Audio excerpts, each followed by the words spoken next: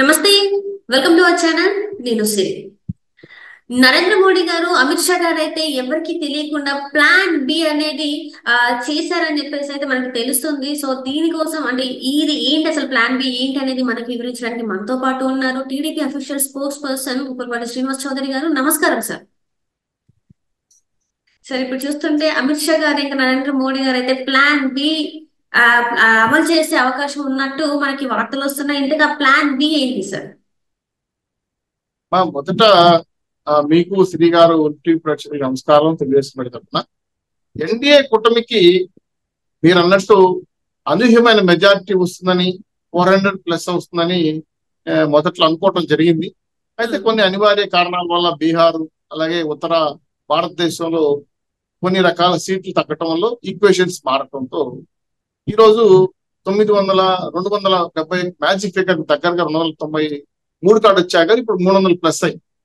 So ఇప్పుడు ఏమైందంటే ఏ రాష్ట్రాల్లో అధికారం కోల్పోయాం, ఏ రాష్ట్రాల్లో అధికారాలు ప్లస్ అయ్యామనే పైన అనేక అంశాలు తర్జన భజనాలు పడుతున్న ఎన్డీఏ కూటమిలో ప్లాన్ బి ఏముందంటే, కొంతమంది ఇండిపెండెంట్ అభ్యర్థులు బీజేపీలో జాయిన్ అవుతామంటున్నారు.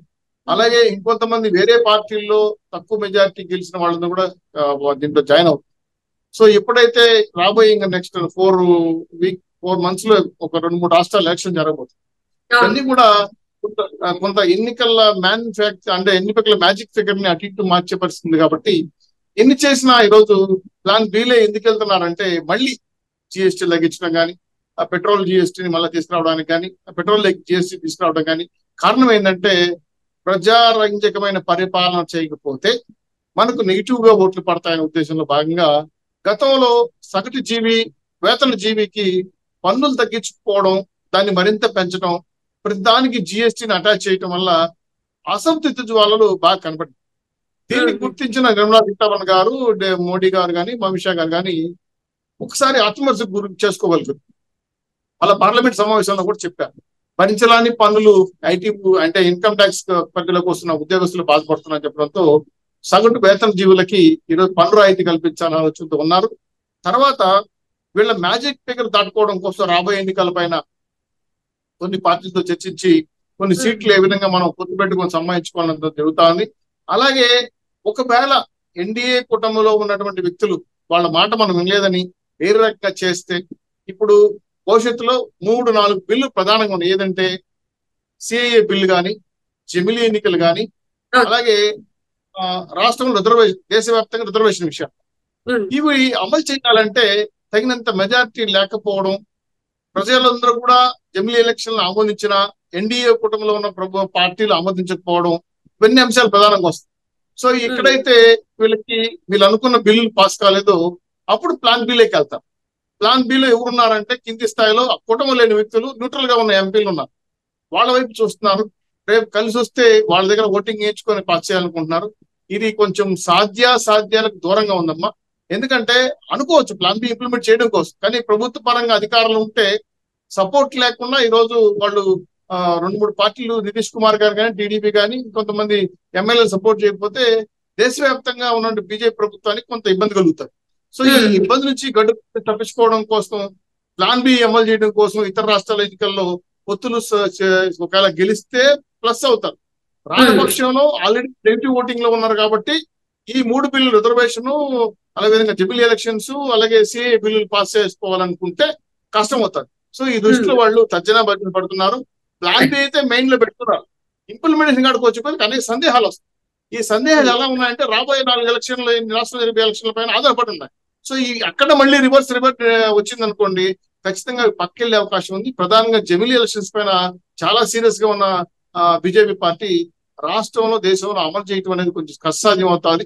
అయితే ఎందుకు సాధ్యం అవుతుంది అంటే, ఒక డేట్ లో అన్ని రాష్ట్రాల ఎలక్షన్ జరగలేదు. అదేవిధంగా కొన్ని రాష్ట్రాలు పెండింగ్ పడుతున్నాయి. ఆల్రెడీ పరిపాలన చేస్తున్న రాష్ట్రాల వ్యతిరేకత వస్తుంది. 2.5 సంవత్సరం 3 సంవత్సరం పరిపాలన చేసి రద్దు చేస్తానంటే ఒప్పుకోరు. సో రాజ్యాంగ పరిధిలోకి రాదు. అలాగే ఇంకో ప్రధాన అంశం ఉందమ్మా, రాజ్యాంగాన్ని మార్చాలని ఆలోచన ఉంది వాళ్ళకి. రాజ్యాంగంలో కొన్ని వ్యక్తులు మార్చాలని ఆలోచనలు ఉన్నాయి. ఇవన్నీ కూడా సాధ్యం కాదటువంటి ప్లాన్ బిలోకి వెళ్తున్నారు. ఆ ప్లాన్ బి అమలు చేయాలంటే సరైన మెజారిటీ సభ్యులు సపోర్ట్ కావాల్సి వస్తుంది. దాని మీద ఇంకా శాస్త్రీయంగా విశ్లేషణ జరుగుతా ఉంది. నాకు తెలిసి ఇప్పట్లో అది ప్లాన్ బి ఇంప్లిమెంటేషన్ కి రారు, కొద్ది టైం పడుతుంది. అమిత్ షా గారు, మోడీ గారు, నడ్డా గారు కానీ అదేవిధంగా వాళ్ళ రాష్ట్రంలో ఉన్న దేశంలో ఉన్న కీలక నాయకులు కూడా దీనిపైన వాయిదా వేయండి, ఇప్పుడు ప్రస్తుతానికి మంచిది కాదని సూచించినట్టున్నారు.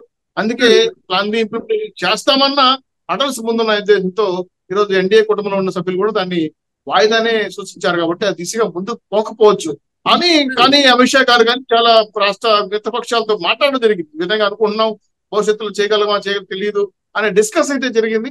దీనిపైన మిశ్రమ ఫలితాలు అభిప్రాయాలు తెలియజేశారు. కాబట్టి ప్రస్తుతానికి ఇది ఇంప్లిమెంటేషన్ కాదమ్మా, తాత్కాలికంగా కొంత టైం పడుతుంది. ఆ టైం పడడానికి కారణం ఏంటంటే ఈ 4 స్టేట్ ఎలక్షన్స్ అయిన తర్వాత తీర్పు ఎలా వస్తుందని చూసుకున్న తర్వాత ఆల్రెడీ పెట్రోల్ డీజిల్ రేట్లు పెరగడం, దేశంలో ఉన్నటువంటి అనేక ఇండస్ట్రీస్ పైన వాళ్ళు ప్రైవేటైజేషన్ చేస్తామని వివాదంలోకి వెళ్ళిపోవడం ఇవన్నీ కూడా చూశారు. కాబట్టి కొంత టైం తీసుకొని బ్రీతింగ్ టైం తీసుకొని ఇంప్లిమెంటేషన్ ప్రజల వ్యతిరేకత రాకుండా కోసం ప్రధానంగా వ్యవసాయ బిల్లులు కూడా మార్చాలని ఆలోచన ఉన్నారు. కాబట్టి రాజ్యాంగపరమైన ఆటంకులు పెద్ద ఎత్తున ఉన్నాయి. కాబట్టి దాని జోలికి ఇప్పుడే రారని మీ ద్వారా తెలియజేస్తున్నారు. రైట్. అంటే ఇప్పుడు మీరు చెప్పినట్టు చూస్తున్నట్టయితే సార్, ఈ ఇప్పుడు రాబోయే 4 నెలలు ఇంకొక వేరే దగ్గర బీజేపీ గట్టిగా పడాలి అని అంటే ఆల్రెడీ ఇప్పుడు కాంగ్రెస్ వేవ్ కొడుతుంది, అంటే ఇండియా కూటమి వేవ్ అయితే కొడుతుంది. ఎందుకంటే కొంచెం బలంగా ఈసారి చూస్తుంటే ఇండియా కూటమి కొంచెం బలంగా ఉంది. రానున్న ఈ 4 నెలల్లో కేంద్రంలో ప్రభుత్వం మారుతుందని కొంతమంది మాట్లాడుతున్నారు.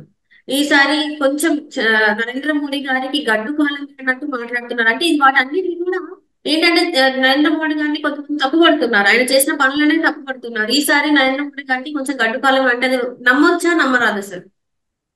ఎస్ మంచి మాట చెప్పారమ్మా. అంబేద్కర్ గారు ఏమన్నారంటే రాజ్యాంగంలో ఇప్పుడు కూడా బలమైన ప్రతిపక్షం ఉంటేనే అధికార పక్షం భయంతో పనిచేస్తుందండి. ఇప్పుడు కాంగ్రెస్ వారు దాదాపు 270 సీట్లు ప్లస్ లోకి వెళ్ళిపోయారు. అంటే ఇంచుమించు వాళ్ళు కూడా భారీ స్థాయిలో మెజార్టీ గెలిచారు. చిన్న విషయం కాదు. ఆ 40-70 సీట్ల నుంచి ఒకేసారిగా 250 పైచీలకు వచ్చేసారంటే వాళ్ళ కూటమికి గ్రేట్.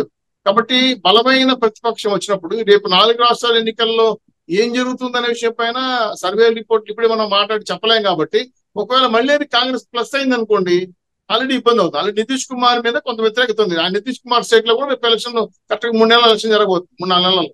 సో ఇవన్నీ కూడా ఏంటంటే ప్లస్సా మైనస్సా. కాంగ్రెస్ ప్లస్ అయితే ఎటువంటి నిర్ణయం తీసుకోవాలి, కాంగ్రెస్ ప్లస్ కాకుండా బీజేపీకి ఎంపీ సీట్లు ప్లస్ అయితే ప్లాన్ బి ఇంప్లిమెంట్ చేయాలా వద్దా అనే పైన ప్రజాభిప్రాయాన్ని కేంద్ర బిందువుగా తీసుకొని ఈరోజు సమావేశాల్లో జరిగిన అంశాలన్నీ కూడా వాయిదేసుకొచ్చారు. అయితే జాతీయంగా అయితే ఒక మార్పు వచ్చింది. ఎలా అంటే ప్రభుత్వ పరమైన వ్యతిరేకత, అంటే భారతదేశ వ్యాప్తంగా బీజేపీ వ్యతిరేకత బలపడతా ఉంది. దీన్ని తగ్గించుకోవాలంటే జిఎస్టీలో మార్పు తీసుకురావాలి, ధర తగ్గించాలి, ఎంప్లాయ్మెంటేషన్ పెరగాలి, అదేవిధంగా స్టేట్ జిఎస్టీలో కొంత పరిధికి తీసుకురావాలి, ఆదాయ వనరులు పెంచి వాళ్ళు చూపించాలని పైన మార్పే కేంద్ర బిందువు. కాబట్టి గతంలో ఎప్పుడు జరగలేదు.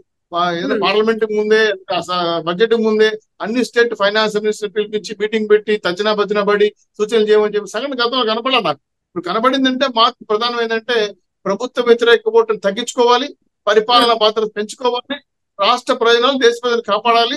అలాగే వీళ్ళు ఏవైతే అనుకున్న బిల్లులు పాస్ కావాలంటే తగిన మెజారిటీ రావాలంటే ప్రజల మద్దతు కావాలి. కాబట్టి కొంత ఆలోచన పడ్డతో ఒకసారి బీజేపీ ఆర్ఎస్ఎస్ బ్యాక్గ్రౌండ్ ఉన్నటువంటి బీజేపీ కొన్ని వాళ్ళు ఇచ్చిన ఇంటర్నల్ రిపోర్ట్స్ కూడా ఏంటంటే ప్రజా వ్యతిరేకత పెరుగుతా ఉంది.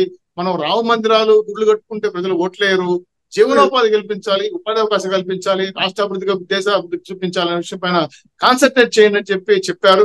అంబేద్కర్ కూడా ఒక మాట అన్నారు, ఒక గుడిని కడితే 10 మంది పిచ్చగాళ్ళు తయారు చేయొచ్చు, కానీ అదే ఒక బడిని కట్టుకుంటే మాత్రం 100 మంది డాక్టర్ని 100 మంది ఇంజనీర్లు తయారు చేయొచ్చు, ఇది దేశ ప్రగతి అని చెప్పాడు. కాబట్టి గుడి కాదు ముఖ్యం, బడి అనే విషయాన్ని అంబేద్కర్ ఆ రోజు చెప్పారు. కాబట్టి వాళ్ళు ఆ దిశగా ఆలోచించగలిగితే వ్యతిరేకత తగ్గుతుంది.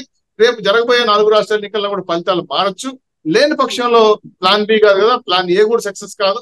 దీన్ని కూటమిలో ఉండే సభ్యులు కూడా అంత బలహీనంగా ఎవరు లేరు. ఎందుకంటే చాలా అనుభవం కలిగిన నాయకులు నితీష్ కుమార్ గానీ, బాబు గారు కానీ, పవన్ కళ్యాణ్ కానీ చాలా విషయాలపైన వ్యాస్ట్ థింకింగ్స్ ఉన్నాయి.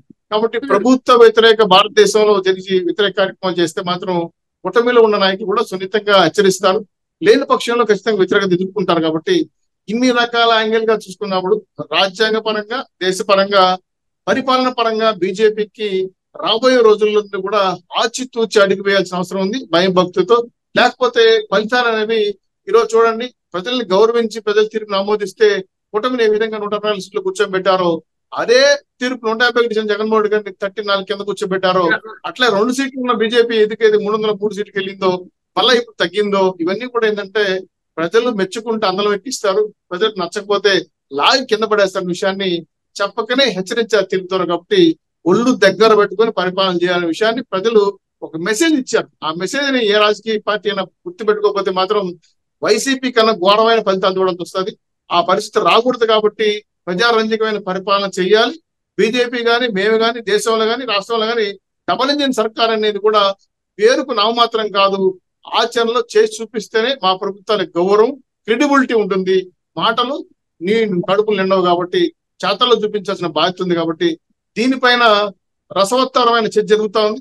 ఖచ్చితంగా దేశవ్యాప్తంగా ఈ పరిణామాలకు మార్పులు కేంద్ర బిందు ఎన్డీఏ అవుతుంది. కాబట్టి ఇతర పక్షాలు మేము తగిన సూచనలు ఇస్తాం, పార్టీ మరి చెప్తాం, ఆ తర్వాత డిమాండ్ చేస్తాం. Right sir, right. Thank you so much sir, మీరు మాతో పాటు జూమ్ కాల్ వచ్చిన ధన్యవాదాలు.